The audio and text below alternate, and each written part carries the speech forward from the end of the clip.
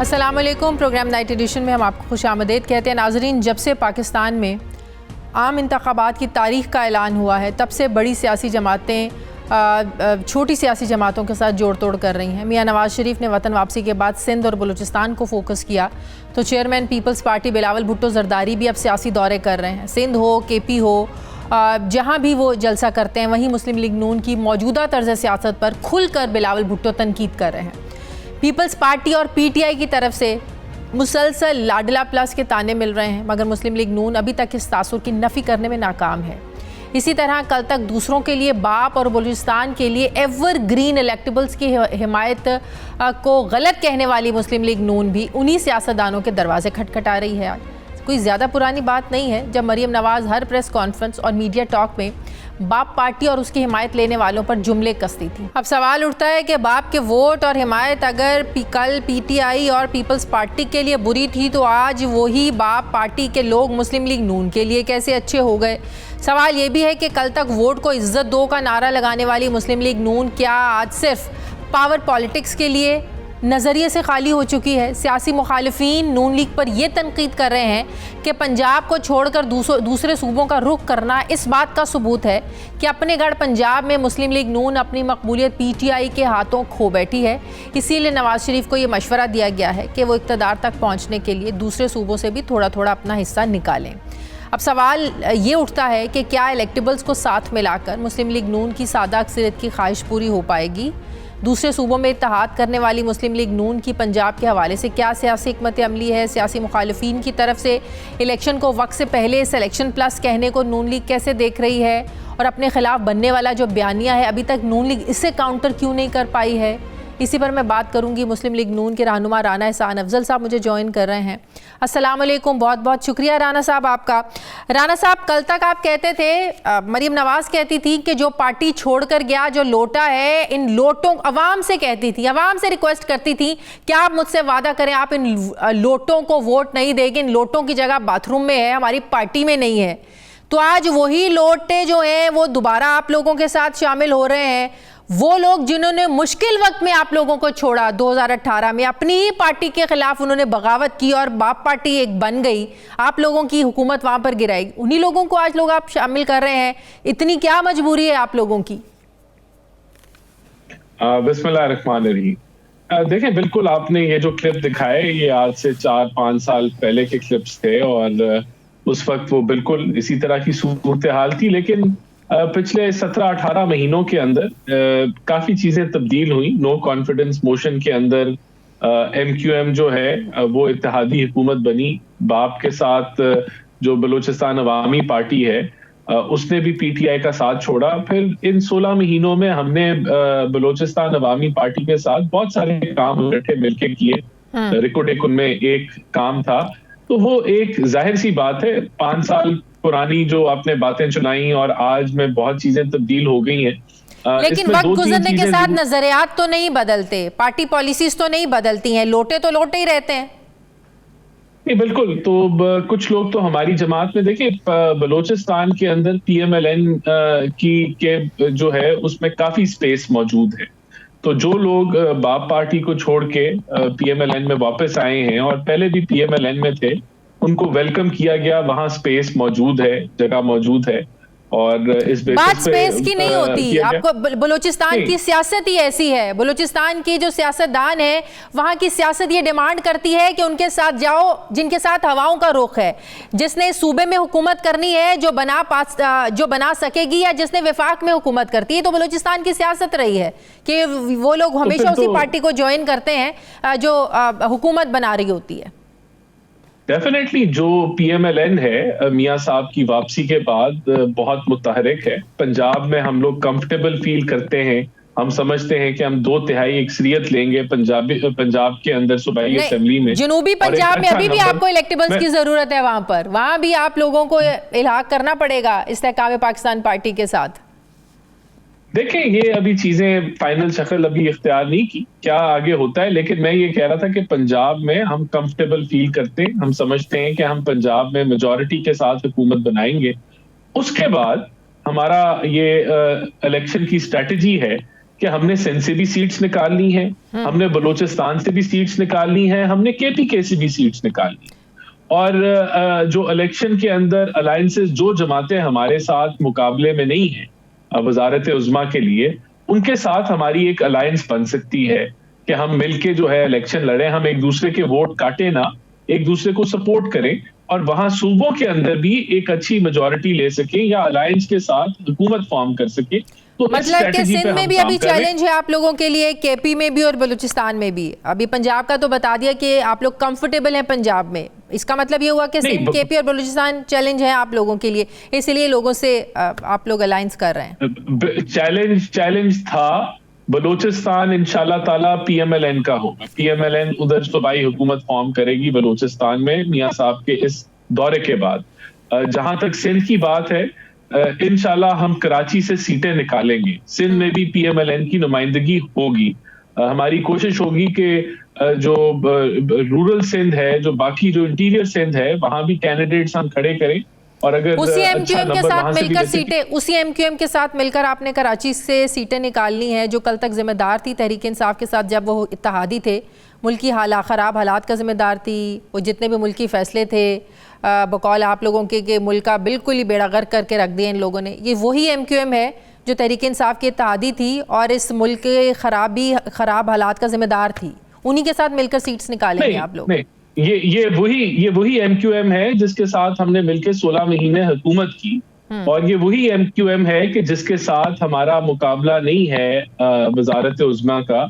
और हम समझते हैं कि अगर हम इन जमातों को मिलाते हैं अपने साथ, तो मुल्क के जो बड़े बड़े मसाइल हैं, हमें कंसेंसस की जरूरत है। हम अकेले अगर चलेंगे और सब लोगों को, बाकियों को नहीं लेके चलेंगे, तो फिर ये आगे आने वाले दिन मुश्किल होंगे। तो पाकिस्तान के जो मसाइल हैं, वो इस चीज की मैं समझता हूँ डिमांड है कि हम कंसेंसस डेवलप करें और इन जमातों को साथ लें और एक अच्छी स्ट्रांग हुकूमत बनाएं जो 2/3 अक्सरियत रखती हो, ताकि मुल्क के बड़े मसाइल आप भरपूर तरीके से हल कर सकें। तो ये जो है आइडिया है इसके पीछे। अभी हमने केपीके में भी जाना है, वहां भी मुमकिन तौर पे आप देखेंगे। लेकिन एक जो तासुर है कि आप लोगों को जो सपोर्ट मिल रही है, जो सियासी इंजीनियरिंग 2018 में हुई, अब आप लोगों के लिए वही सारा माहौल है, वही सब कुछ आप लोगों के लिए हो रहा है, उसी तरह फैसिलिटेट अब आप लोगों को किया जा रहा है। गाहे बगाहे तकरीबन हर जलसे में इशारा कर रहे हैं बिलावल भुट्टो जरदारी, वो तनकीद भी कर रहे हैं। उन्होंने आज भी कहा कि एक पार्टी है जिसको इलेक्टेबल्स की तलाश है। तो आप लोग इस तासुर को की नफी क्यों नहीं कर पा रहे हैं कि आप लोग जो है वो किसी के सपोर्ट के साथ आ रहे हैं, हालात आप लोगों के लिए पैदा किए जा रहे हैं? नहीं, देखें, हम तो एमक्यूएम के साथ बड़े अरसे से राब्ते में थे। एयाज सादिक साहब पिछले 2 हफ्तों में कई बार बलूचिस्तान उन्होंने कई दिन गुजारे और वहां बड़ी वर्किंग की, एक लीडर से जाके मिले। तो पीएमएलएन हर सूबे में जाके मेहनत कर रही है। बात यह है कि पीपल्स पार्टी के पास कोई बयानिया नहीं। पीपल्स पार्टी को ये शायद कोई उम्मीदें थी जो उनकी मुकम्मल नहीं हुई, और हमने वहां मेहनत करके अपनी स्पेस बना ली है। तो ये जो खाली बर्तन होता है वो ज्यादा खड़कता है। तो पीपल्स पार्टी बजाय कि वो बात करे कि उनका अगले आने वाले टेन्योर में मैनिफेस्टो क्या है, वो मुल्क के मसाइल को कैसे हल करेगी, उनकी तोपों का रुख सवाए पीएमएलएन के उनको और कुछ सूझ ही नहीं। तो मैं समझता हूं कि ये जो पीपल्स पार्टी अभी ये जो शोर मचा रही है, इसका फायदा भी पीएमएलएन को हो रहा है। अगर पीपल्स पार्टी बार बार कहेगी कि मियां नवाज शरीफ 4थी दफा वजीर आजम बनेंगे, तो मैं समझता हूं कि वो हमारे लिए हवा क्रिएट कर रहे हैं, एक माहौल बना रहे हैं कि जिसके अंदर लोग जो अगर हमारे मुखालिफ ही अब तो वो आप लोगों को महंगाई का जिम्मेदार ठहरा रहे हैं। जो 16 महीनों की हुकूमत थी जिसमें पीपल्स पार्टी इत्तेहादी थी, वो कह रहे हैं कि आवाम से कह रहे हैं बिलावल भुट्टो कि अगर इस महंगाई लीग को आप वोट देंगे तो इस मुल्क का नुकसान होगा। तो क्या ये सारा भार आप लोगों ने उठाना है इन फैसलों में? जो भी महंगाई थी, क्या पाकिस्तान पीपल्स पार्टी इसमें बिल्कुल ऑन बोर्ड नहीं थी? देखिए, हम तो ओनरशिप ले रहे हैं 16 महीने। जब पीपल्स पार्टी ये बात करती है कि हम इन फैसलों में शामिल नहीं थे, तो लोग उनसे पूछते हैं कि भाई फैसले तो काबीना करती है, वजारतें तो नहीं करती। हर फैसला कैबिनेट में आता है और फिर कैबिनेट में वो अप्रूव होता है, और कैबिनेट में आपने एक भी फैसले की मुखालफत नहीं की, कैबिनेट में आपने एक भी फैसले का डिसेंट नोट नहीं निकाला, और आज आप कह रहे हैं कि ये हम तो इन फैसलों में शामिल नहीं थे, ये हमारे फैसले नहीं थे। तो अवाम जो है वो आज बड़ी बाशऊर है। तो मैं ये तो कह रहा हूं कि पीपल्स पार्टी के पास कोई बयानिया नहीं। पीपल्स पार्टी जो है जब ये कहती है कि हम इन फैसलों में शामिल नहीं थे, तो इसको भी अवाम नहीं मानती।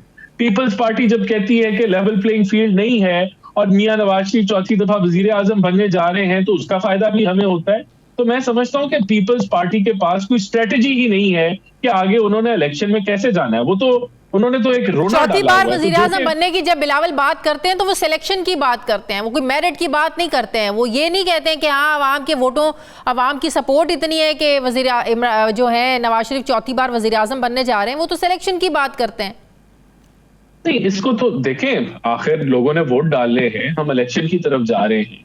अगर उनको कोई शिकायत है किसी से तो वो खुल के बात करें कि कौन क्या प्रॉब्लम कौन क्रिएट कर रहा है। हम तो इन सारे इल्जामात को डिनाई करते हैं और हम तो समझते हैं कि वोट की इज्जत होनी चाहिए है, फ्री फेयर ट्रांसपेरेंट इलेक्शंस होने चाहिए। अगर उनके पास कोई शवायद हैं, अगर उनके पास कोई मसाइल हैं, तो वो इलेक्शन कमीशन में उन शवायद और मसाइल को जमा कराएं और वहां रिपोर्ट जमा कराएं। लेकिन खाली रोना रोने से वो अपनी बयानिए को वीक कर रहे हैं। मैं समझता हूं कि इस बयानिए में तो वो शायद सिंध में भी जो है वो काफी पीछे चले जाएं, बाकी सूबों में तो इस बयानिए के साथ वो क्या जाएंगे। हम आज भी फ्री फेयर ट्रांसपेरेंट इलेक्शन और लेवल प्लेइंग फील्ड सबके लिए डिमांड करते हैं। हमें ना किसी सपोर्ट की जरूरत है, हमें ना किसी की मावनत की जरूरत है। हम मियां नवाज शरीफ अवाम में जाएंगे, उनके वापस आने से 2013 के बाद आज अब वो आके PMLN की कैंपेन जो है वो चला रहे हैं। इलेक्शन के अंदर 2018 में तो वो जेल में बंद थे, तो अब वो अगर कैंपेन कर रहे हैं और हमारे मुखालफिन खौफजदा हैं, तो ये उनका अमल है और मैं समझता हूँ बड़ा वीक उन्होंने नैरेटिव अपनाया हो। बहुत बहुत शुक्रिया राना एहसान अफजल साहब मेरे साथ। शुक्रिया आपका। मुझे ब्रेक लेनी है नाज़रीन, वापस आते हैं वक्फे के बाद।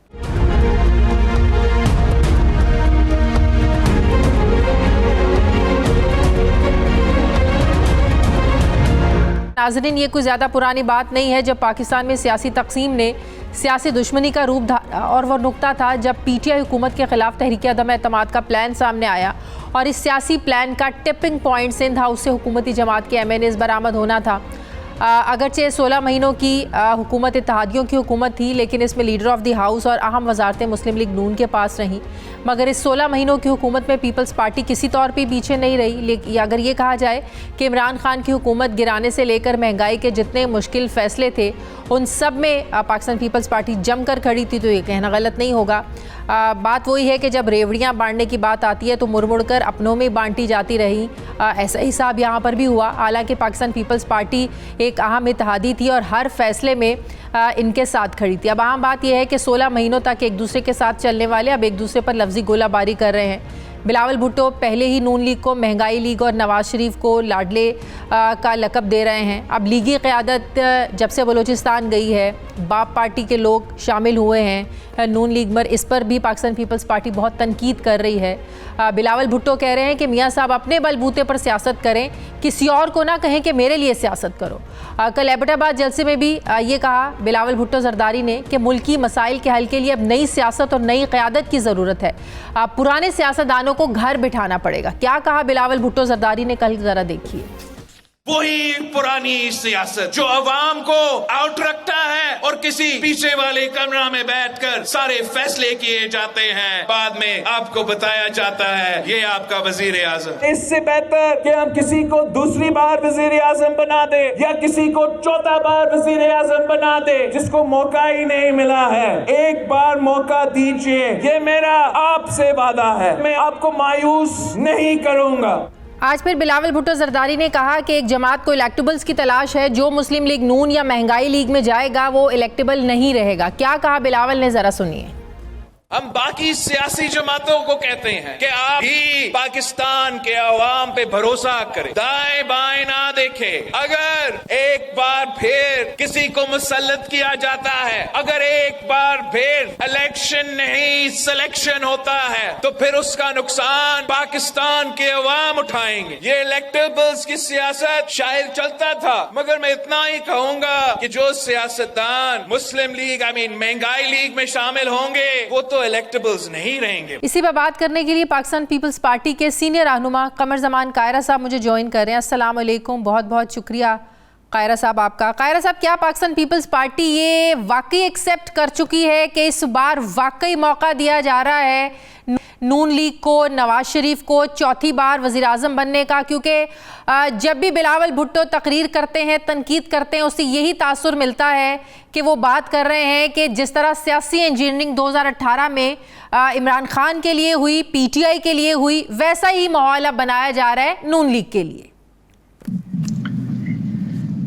एक सूरत हाल का अमूमी तज्जिया है जो वो अपनी पूरी इलेक्शन कैंपेन में या इससे पहले भी उन्होंने बयान किया है। मेरी जमात के बाकी लोग भी इसको बयान कर रहे हैं, मैं भी कर रहा हूँ, और वो ये है कि लेवल प्लेइंग फील्ड हमारे लिए नहीं है और एक खास सिमत को जिस तरफ आप इशारा फरमा रही हैं उनको सपोर्ट किया जा रहा है। ये तो कोई दूसरी राय नहीं है कि इस पे पीपल्स पार्टी ने कोई ऐसे ही तो नहीं बात कर दी, और ये बात वो है जो सिर्फ हम नहीं कर रहे, आप मीडिया वाले दोस्त भी कर रहे हैं, न्यूट्रल जो एनालिस्ट हैं वो भी कर रहे हैं कि ये एक फेवर दी जा रही है। ये तो पीपल्स पार्टी का नैरेटिव तो खाली नहीं है, ये हमारी फीलिंग का अंडरस्टैंडिंग तो नहीं है, आप लोग भी ऐसे ही सोच रहे हैं। सो इसका एक इजहार है जो मैं किसी और रंग में करूंगा, आप किसी और रंग में करेंगी। तो कायरा साहब, जब नून लीग से हम इस तासुर की बात करते हैं तो कहते हैं पाकिस्तान पीपल्स पार्टी जब लेवल प्लेइंग फील्ड की बात करती है तो किस फोरम का दरवाज़ा खटखटाया है उन्होंने? सिर्फ प्रेस कॉन्फ्रेंस करने से, जलसों में तकरीर करने से, तनकीद करने से तो लेवल प्लेइंग फील्ड नहीं मिल जाएगी ना। जाएं किसी फोरम का दरवाज़ा खटखटाएं, ये बात कर रही है नून लीग। फोरम्स का दरवाज़ा खटखटाने का रास्ता हमने बंद किया। हमने काले कोट पहन के एक दूसरे के खिलाफ जाने का जो रास्ता था वो हमने तय किया था कि अब हमें कोशिश करनी चाहिए कि हम एक दूसरे के खिलाफ अदालतों में और इस तरह मुकदमाबाजी ना करें। आपको ये भी याद होगा कि हमारी जमात के जब तहफ़्फ़ुज़ात आए लेवल प्लेइंग फील्ड के हवाले से, तो जनाब हमारी CC की मीटिंग हुई और उसमें जनाब आसिफ अली जरदारी साहब ने जमात को कहा कि आप मुझे इख्तियार दीजिए, मैं इस मामले को, आपके तहफ़्फ़ुज़ात को, मामलात को गुफ्तगू के जरिए सेटल करता हूँ। इसलिए हमने उसके ऊपर अपना जो रद्द अमल था वो रोक दिया। ये तो एक तरीकाकार है। बाकी जो आप मेरी बात सुन के मुझसे एक बात कराएंगी, ये मेरी फीलिंग है। क्या मुस्लिम लीग ये कहेगी कि हाँ वो ठीक कह रहे हैं? क्या वो कहेंगे? लेकिन वो तो कहते हैं कि पीपल्स पार्टी का कोई बयानिया नहीं है। बात बिल्कुल दुरुस्त है, मैं कह रहा हूँ ये बात बिल्कुल दुरुस्त है। क्या वो ये मान लेंगे? वो कहते हैं हमारा बयानिया नहीं है, वो उनका ख्याल है। हमारा ख्याल है कि हमारा बड़ा दुरुस्त बयानिया है पाकिस्तान के अमूमी तनाजुर में। तो मुझे क्या उनके नुक्ता नजर से अपने बयानिए को देखना है? लेकिन क्या ये भी अब आप लोगों का बयानिया दुरुस्त है जो बिलावल भुट्टो अब कह रहे हैं कि ये महंगाई लीग को आप लोग वोट देंगे तो मुल्क का तो नुकसान होगा? तो बात यह है कि 16 महीनों की जो इत्तेहादी हुकूमत थी, आप लोग भी पूरी जिम्मेदारी उठाते थे, जमकर आप लोग साथ खड़े थे। ऐसा तो नहीं है कि जो भी मईशत के हवाले से फैसले होते थे वो अकेली नून लीग करती थी, ज़ाहिर कैबिनेट फैसले करती थी, आप लोग भी उसमें शामिल होते थे और आप बाकायदा इसका इजहार करते थे कि हम लोग बिल्कुल खड़े हैं, मुल्क के मफाद के लिए हमें मुश्किल फैसले करने पड़ रहे हैं। तो जो महंगाई हुई है तो ज़ाहिर है फिर उसकी एक नून लीग को आज क्यों बिलावल भुट्टो महंगाई लीग का नाम देकर जिम्मेदार ठहरा रहे हैं और खुद बीच में से निकलना चाह रहे हैं? निकलना चाहें तो निकल जाएंगे क्या? हम तो बिल्कुल नहीं ये बात कह रहे हैं। हम तो कह रहे हैं कि हम हुकूमत में थे, हम तो कह रहे हैं हम साथ थे। असल में हुआ ये कि बाज़ औक़ात कुछ इस तरह की बयानबाजी हो जाती है। हसन इकबाल साहब ने असल में हमारे वज़रा के नाम लेके कहा मुख्तलिफ इशूज के ऊपर। ट्रेड का इशू आया तो उन्होंने कहा जी नवीद कमर साहब से पूछे ये क्यों नहीं था, और डैम्स का इशू आया तो खुर्शीद शाह साहब का जिक्र हो गया। इस तरह तो उसके जवाब में हमारी जमात ने भी कुछ बातें कर दी। वो ना करते, उन्होंने कर दी थी, हम भी ना करते। लेकिन ये कभी कभी ऐसा होता है कि इलेक्शन के माहौल में वो टिट फॉर टैट वाला मामला बन जाता है। फिर थोड़ा थोड़ा तलखी का माहौल हमारे लोगों को भी पसंद है। बड़े मुहज्जब तरीके से बड़ी एथिकल डिबेट जो है, इलेक्शंस का माहौल बनता नहीं है इस बयानबाजी के बगैर। मुझे लगता है कि हमारे मुल्क में इलेक्शंस का माहौल बनता नहीं है। देखें आप जरा इलेक्शन के माहौल को तो चलो वो तो 5-4 साल बाद आना होता है। आप जरा गौर करें, आप बड़े संजीदा मुबाहिसे कराते हैं, आप रोज अपने टीवी प्रोग्राम करते हैं जिसमें पाकिस्तान के करंट इश्यूज को, हमारी इल्स को बयान करते हैं, पाकिस्तान की सोसाइटी के। आपके प्रोग्रामों में और प्रोग्राम में कोई गर्मी ना हो, मसालेदार, आपकी रेटिंग कम गिराए, ये हमारा सोसाइटल अलमिया है। यही मैं तो बार बार ये कह रहा हूँ कि हमें सियासी जमातों को ये करने की जरूरत है, मीडिया को भी, कि हम लोगों से भी गुजारिश करें कि भाई आप भी अपने तासुबात और अपने खाली जज्बात की बजाय अकल की बुनियाद पे, लोगों के किरदार की बुनियाद पे, लोगों के माजी के उनकी खिदमात की बुनियाद पे और जो मुस्तकबिल का वे फॉरवर्ड है उसको सामने रखते हुए मुस्तकबिल के फैसले करें, वोट डालें, वोट मेरिट पे डालें। वोट गलत डालते हैं, गलत बंदों का चुनाव करते हैं, फिर बैठ के वोट तो मेरिट पे चले, वोट मेरिट पे डल भी जाए, लेकिन जो नतीजे पहले बताना शुरू हो गए हैं, ये जो तासुर देना शुरू हो गए हैं सिलेक्टेड कह के, सिलेक्शन कह के, तो फिर ऐसे में वोटों की अहमियत तो कोई नहीं रह जाती। लोग निकलेंगे भी, लोग वोट डालेंगे भी, लेकिन जो एक तासुर बना दिया गया है कि चौथी बार का वजीर आजम है ही नवाज शरीफ, सेलेक्ट किया गया है, वही माहौल इमरान खान वाला बनाया गया, तो कैसे इलेक्शंस पे कायरा साहब? देखिए ना, हम क्या कह रहे हैं, हम तो गुफ्तगू के जरिए, हम तो सियासी जमात है ना, जलसा करेंगे, अपने कारकुन को इस बात पे कायल करेंगे और ये भी उसे कहा है और कह रहे हैं तसलसल से कि लेवल प्लेइंग फील्ड हो या ना हो, हम हर हाल में इलेक्शन लड़ेंगे। और इंशाअल्लाह ताला हमने माजी में भी ये हमारा रिकॉर्ड है कि हमारे रास्ते मसदूद किए गए, रोके गए, हमें तंग किया गया, इसके बावजूद पीपल्स पार्टी इलेक्शन जीती है माजी में। और उस वक्त भी हमारे सामने ऑड्स थे, पीपल्स पार्टी को तो कभी लेवल प्लेइंग फील्ड नहीं मिली, कभी फेवर नहीं मिली, ये तो हमारे तारीख है। तो हम तो ये भी कह रहे हैं, तो ये आपने अपने कारकुन को, अपने साथियों को, क्योंकि ये पीपल्स पार्टी का खाली फीलिंग नहीं है, ये फीलिंग मीडिया की भी है, ये फीलिंग आपके एनालिस्ट की भी है, ये अखबारात के अंदर इदारिये भी आते हैं, खबरें भी आती हैं, दीगर जमातें भी कहती हैं। तो ये आपका तो एस्टेब्लिशमेंट का लाडला बनने के लिए क्या करना पड़ता है? जो पीटीआई ने भी, जो इमरान खान ने भी कर लिया, जो नवाज शरीफ ने भी कर लिया, जो पीपल्स पार्टी नहीं कर पाई। इस पे मैं क्या कहूँ, ये बात इतनी तल्ख है कि इसको ना करें तो ज्यादा बेहतर है। जानते आप भी हैं और सारा मुल्क भी जानता है, बेसिकली ये सिविल सुप्रीमेसी का इशू है। हम अपने इदारों का इज्जत होता है एहतराम करते हैं, हम उनके इस्तेहकाम और मजबूती के लिए हमेशा कोशिश करते हैं। पीपल्स पार्टी ने मुल्क के दिफा के लिए भुट्टो शहीद से लेके जरदारी साहब की गवर्नमेंट तक हर दौर में अपने दिफा को मजबूत करने की कोशिश की है। हम बेसिकली जो सिविलियन इदारे हैं या डिसीजन मेकिंग है उसके अंदर मुदाखलत को नुकसानदेह समझते हैं, इदारों के लिए भी और मुल्क के लिए भी और जमहूरी निज़ाम के लिए भी। कायरा साहब, कल नवाज शरीफ साहब ने इंकशाफ किया कि शहबाज शरीफ साहब की तकरीर तैयार थी, वो असम्बलियाँ डिज़ोल्व करने के लिए तैयार थे, सब कुछ तय हो चुका था, सबको एतमाद में लिया जा चुका था, लेकिन इमरान खान ने लॉन्ग मार्च का ऐलान कर दिया, हमें अल्टीमेटम दे दिया, और हम तो अल्टीमेटम के आगे खड़े होने वालों में से हैं, डर कर बैठने वालों में से नहीं है। क्या वाकई ऐसी सिचुएशन थी? तकरीर भी तैयार थी, सब कुछ घंटों में सिचुएशन बदली इमरान खान के लॉन्ग मार्च के ऐलान के बाद। क्या वाकई ऐसा था जैसा कल नवाज शरीफ साहब ने बयान किया? नहीं, मेरा नहीं ख्याल ऐसा था। खान साहब के लॉन्ग मार्च के बाद भी पीपल्स पार्टी ने मियां साहब को मशवरा दिया था कि आप बिल्कुल अपनी जगह पे खड़े रहें, हम आपके साथ हैं और आप असेंबली सेशन बुलाएं। लेकिन जो मियां साहब कह रहे हैं ये उनकी हुकूमत का फैसला था, उनके अपने पास इस फैसले की यकीनन दलील है। जो कह रहे हैं मैं समझता हूँ वो गलत बयानी तो नहीं कर रहे होंगे, और उन्होंने अगर कहा है तो ये उनकी हुकूमत का, हम तो हुकूमत का हिस्सा नहीं थे ना उस वक्त। हम तो ये था कि जब हमला हो गया, जब धरना दे दिया गया, तो उस वक्त हमने गवर्नमेंट को कहा कि अब आप सेशन कॉल करें और डट जाएं, हम आपके साथ हैं। वो हमारे लीडर्स की तकारीर असेंबली के अंदर मौजूद है और हमने डट के अपनी असेंबलियों का, अपने निजाम का दिफा किया, मियां साहब के साथ खड़े हुए शाना बिशाना।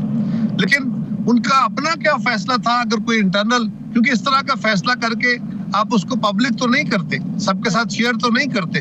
हो सकता है उनकी अपनी जमात को भी सबको पता नहीं होगा, शायद ये चंद लोगों को, मौजूद है चंद लोगों को ये पता होगा, बिल्कुल चंद लोगों को कैसा कोई फैसला हुआ है, अगर हुआ था तो मेरे इल्म में नहीं। असम्बलियाँ डिसॉल्व करने का जो फैसला वापस हुआ, इसमें आप लोगों को बिल्कुल भी एतमाद में नहीं लिया गया। देखिए, असम्बलियाँ तोड़ने का फैसला वापस लिया गया।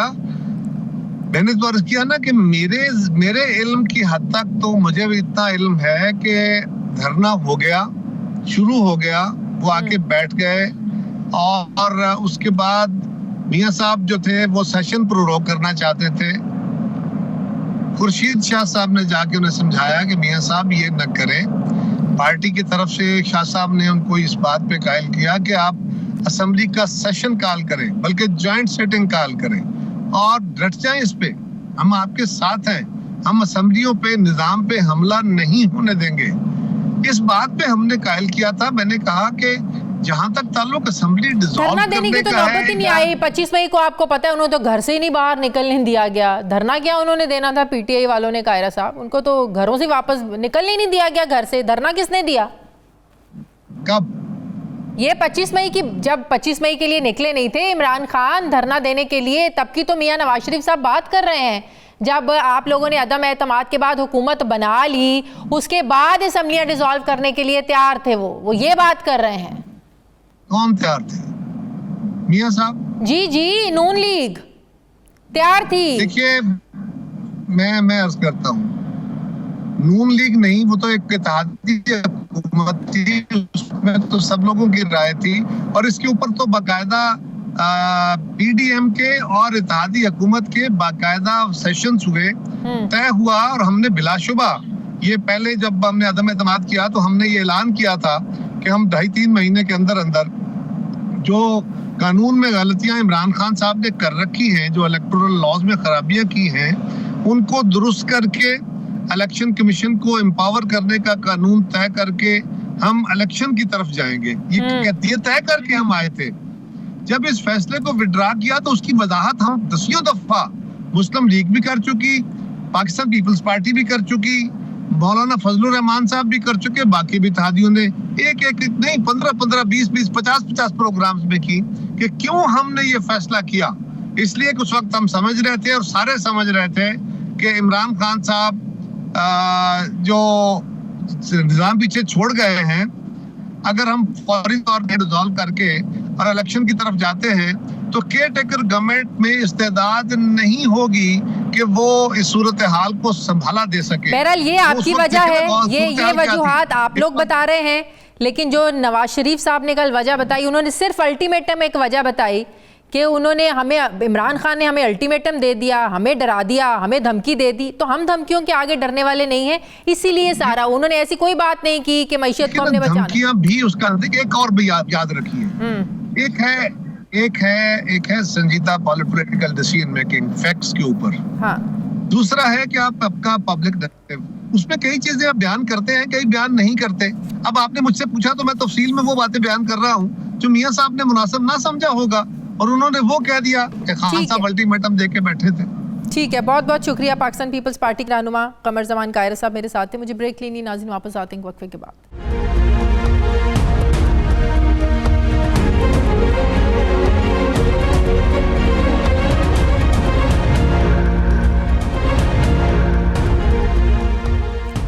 ब्रेक के बाद एक बार फिर से आपको खुशामदीद कहते हैं। नाज़रीन, पाकिस्तान और IMF के दरमियान $70 करोड़ की अगली किस्त के लिए पॉलिसी सतह के मुज़ाकरात तो कामयाब हो गए हैं और तवक्को की जा रही है अगले महीने एग्जीक्यूटिव बोर्ड की मंजूरी मिलने के बाद पाकिस्तान को ये जो कर्जा है ये मिल जाएगा।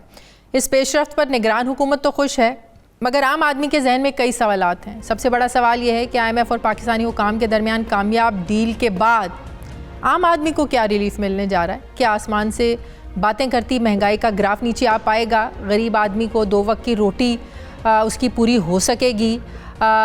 IMF का डू मोर का मुतालबा हमेशा रहा है, ये पाकिस्तानियों पर मज़ीद कितना बोझ डालेगा?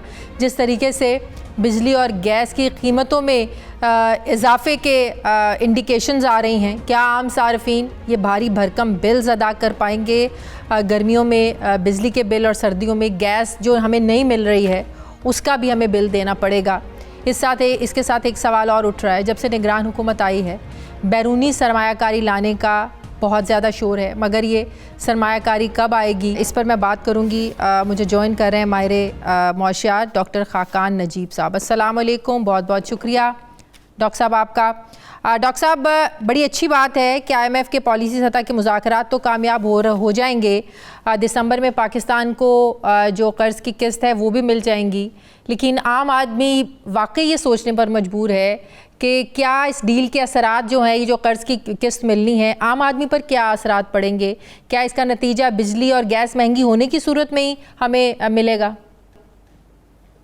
शाज़िया, एक तो बात बिल्कुल क्लियर है कि पाकिस्तान को IMF से कोई राह फरार नहीं है और हम उनके साथ तय करदा जो भी इंडिकेटिव टारगेट्स हैं, क्वांटिटेटिव परफॉर्मेंस क्राइटेरिया हैं और बेंचमार्क्स हैं। मैंने सिर्फ ये टेक्निकल टर्म्स इसलिए यूज़ किए हैं कि अंदाज़ा हो जाए लोगों को कि हम कैसे उनके साथ डील करते हैं। इनसे आप बिल्कुल इनहराफ इसलिए नहीं कर सकते। आज आपके ज़र मुबादला के ज़खायर जो हैं IMF के होते हुए 7.4 अरब डॉलर हैं। आप जुलाई में चले जाइए, जब IMF के पैसे आए, बाकी पैसे आए, तो ये 8.7 अरब डॉलर थे। IMF के 700 मिलियन डॉलर, कमर्शियल 3.5 अरब डॉलर, जनीवा के प्लेजेस, मल्टीलैटरल यानी कि ADB, world bank, AIIB, IDB, इनके पैसे, बायलैटरल फ्रेंड्स के पैसे, ये IMF के बगैर शाज़िया आ नहीं सकते। इसलिए I have been consistently saying कि आपके पास और इस वक्त चारा कोई नहीं है। डेट क्रिएटिंग ये सारे इंस्ट्रूमेंट्स हैं। लेकिन ये जो अभी IMF राजी हुआ है, ये किन शराइत पर हुआ है? कुछ डूमोर के मुतालिबात हैं जो हमने मान ली हैं। तो एक और बात बहुत इंपॉर्टेंट है शाज़िया, ये थोड़ा सा आसान प्रोग्राम इसलिए है कि ये पाकिस्तान का एक स्टैंड बाय अरेंजमेंट है। ये एक, आप समझे कि ये एक ब्रिज है कि आपने एक जगह से दूसरी जगह जाना है। ये एक मोटरवे नहीं है। मोटरवे होगी आपकी एक्सटेंडेड फंड 3 साल की फैसिलिटी। ये एक ब्रिज फाइनेंसिंग है जो आपको मिली है इलेक्टोरल साइकिल को राइड करने के लिए। सो इस पे जैसे आपने कहा ना कि बिजली के सेक्टर को पूरा रीवैम्प तो नहीं किया जा सकता, स्ट्रक्चरली डिस्कोस को बेचा तो नहीं जा सकता, टैरिफ की जो एडजस्टमेंट है वो ही की जा सकती है, टैरिफ को ठीक नहीं किया जा सकता। ये सबसे इंपॉर्टेंट बात है। सब्सिडी को टारगेट नहीं किया जा सकता, बट कुछ रिस्ट्रेन किया जा सकता है। सो बात दुरुस्त है। गैस में, बिजली में और PDL 60 रुपए जो लगा, उसकी वजह से लोगों पर एक बोझ पड़ा, महंगाई इसकी वजह से भी बढ़ी। बट आप ये भी सोचिए कि IMF का प्रोग्राम ना होता शाज़िया, हम उनके साथ ना होते, क्या आप 50-52 रुपए पेट्रोल की कीमत कम कर पाते? उसको कम करने की वजह इंटरनेशनल कीमत का संभलना तो जरूर है, पर आपके रुपए की कदर में तभी थोड़ा सा इस्तेहकाम आया जब आपको ये फंड्स थोड़े फ्लो इन किए। अब इसके अलावा आप 9.3 मिलियन हाउस होल्ड या 93 लाख लोगों तक बिस्प के थ्रू जाएंगे, 460 अरब रुपए देंगे। ये एक रिलीफ का आंसर है। महंगाई बिल्कुल इंटरनेशनल ज्यादा हो जाती अगर रुपए की को इस्तेहकाम ना आता, तो थोड़ा सा आपको वहां पे कंफर्ट मिला है। थोड़ा सा शाज़िया, आई थिंक इकोनॉमी में जो दिसंबर में जाके हम कह सकते हैं कि डॉलर भी जो है ना उसको भी लगाम मिलेगी, हमारा जो रुपया है वो थोड़ा मजबूत होएगा जब पैसे मिल जाएंगे। दुरुस्त। देखिए ना, इन द शॉर्ट रन तो supply and demand of the dollar जो है वो डिटरमिन कर रही है आपके रुपए की कदर को। जब आपने देखा कि आपने ये एडमिनिस्ट्रेटिव एक्शंस लिए, स्मगलिंग रोकी, होर्डिंग रोकी, अफगान ट्रांजिट ट्रेड को संभाला, डी डॉलराइजेशन की, तो ये तीसरी मार्केट जब मैं और आप बैठे बाहर डॉलर से खेल रहे थे वो खत्म हुई, तो इंटर बैंक में फ्लो इंप्रूव किया, डॉलर 306 307 से लेके पिछले दिनों से फिर डॉलर ऊपर जा रहा है। ये शाजिया बड़ा इंपॉर्टेंट है समझना। ये इसलिए जा रहा है कि फिर दोबारा आपने थोड़ी सी इंपोर्ट पे अपनी कदम कमजोर की, आपने जो रिपैट्रिएशन ऑफ फंड्स थे वो अलाउ किए, डिविडेंड्स वापस गए कंपनीज के, इंपोर्ट थोड़ी सी बढ़ी। ये जब आपने काम किया तो आपकी जो फंड फ्लोज थे, मैंने पहले भी कहा है, वो कमजोर रहे हैं। अब IMF के साथ और बाकी फंड फ्लोज को बढ़ाइए। और दूसरा जो आपने जिक्र किया ना, इन्वेस्टमेंट टू GDP पाकिस्तान का जो है वो 13.7% है। पाकिस्तान के अलावा जितने मुल्कों ने तरक्की की है, सारे मुल्क, अब मैं ये दोबारा कहता हूं, every country, East Asia, India, Bangladesh, Vietnam, China, investment to GDP 25 से 35% था। ये एशलीज हील है पाकिस्तान की टर्न अराउंड स्टोरी की। डॉक्टर साहब पिछले साल जो PDM हुकूमत ने सरमायाकारी सहूलत काउंसिल बनाई, उस पर भी IMF ने एतराज़ात उठाए हैं, उस पर उनके क्या रिजर्वेशंस हैं? So I'm glad that you've asked me that question. देखिए, एक तो यह है कि ये जो जब IMF के साथ बात होती है तो चूंकि अक्रॉस द बोर्ड होती है, ओवरऑल पूरी इकोनॉमी पे होती है, तो हर चीज को, एक नई भी चीज हो रही हो तो उसका जायजा ले लेते हैं। तो वो ये कहते हैं कि आप काम कीजिए SIFC के थ्रू, पर दो चीजें, और चूंकि लोग बहुत सी इसकी क्या सराहियां करते हैं ना, हम क्या सराही नहीं करते शाजिया, हम एग्जैक्ट जुमला लोगों के सामने रख देते हैं जो उन्होंने रखा है, ताकि हमें कोई अबहाम ना रह जाए इस चीज में। High governance and transparency standards will apply to the management of assets under the ownership of the sovereign wealth fund and the operations of SIFC। वो ये कह रहे हैं कि शाजिया को प्रेफरेंशियल ट्रीटमेंट ना दीजिए, डॉक्टर साहब को भी वही ट्रीटमेंट दीजिए जो कि आप शाजिया को दे रहे हैं। सो गवर्नेंस को हायर रखें। ये बात तो मैं भी आपको कहूंगा, क्योंकि शाजिया अगर हम डिस्टॉर्शन क्रिएट करेंगे, आपको कोई मराद देंगे, मतलब कि किसी को प्रायोरिटी ना दें, कोई इन्वेस्टमेंट लेकर आ रहा है, एक को प्रायोरिटी दे दें, दूसरे को प्रायोरिटी ना दें, एक को फायदा दे दें, अपने फायदे को देखते हुए। That's the point. ये ना करें। That's the point. SIFC देखिए क्या कर रही है। चलिए ये भी जरा खुल के बात कर लेते हैं। I know, अभी मैं एक SIFC की मीटिंग में भी था इस्लामाबाद से, तो I am very well aware कि क्या हो रहा है। देखिए बड़ी सादा लफ्जों में ये हो रहा है कि सिस्टम में एक इनर्शिया है, वो एक होल ऑफ गवर्नमेंट अप्रोच से ये कह रहे हैं कि यार ये 4 काम आपने नहीं किए, इनको कर लें। ये इन्वेस्टमेंट आ रही है, इसमें हमने बोर्ड ऑफ इन्वेस्टमेंट बनाया। क्यों बनाया था हमने बोर्ड ऑफ इन्वेस्टमेंट? यही काम करने के लिए बनाया था ना, कि आसानी पैदा हो। आप बाहर से इन्वेस्टमेंट ला रही हैं। मैं आपको यहां तक कहता हूं कि हिज रॉयल हाइनेस ने जब 2019 में पाकिस्तान आए, उसके बाद उन्होंने ये इजहार किया कि आपके इतने हर्डल्स हैं मुल्क में कि हम काम नहीं कर पाते, तो हम उनको ये कह रहे हैं कि आप आए, हम 1 विंडो ऑपरेशन में बैठे हुए हैं। शाजिया मैं थोड़ा सा ये समझता हूँ पाकिस्तान वहां खड़ा हुआ है जहां जो काम भी आज कर लेना तो थोड़ी सी मुल्क के लिए बेहतरी है। इसलिए मैं चीजों को इस नजर से देखता हूँ। ट्रांसपेरेंसी, गवर्नेंस, कॉम्पिटिटिव बिहेवियर, ये चीजें तो मस्ट हैं रखनी। So I think whole of government approach लेके दिस इज द आइडिया। बहुत बहुत शुक्रिया डॉक्टर खाकान नजीब साहब मेरे साथ। शुक्रिया आपका। प्रोग्राम का वक्त खत्म हो गया नाज़रीन। फीडबैक दें, अपना ख्याल रखें, मुझे इजाज़त दें, अल्लाह हाफ़िज़।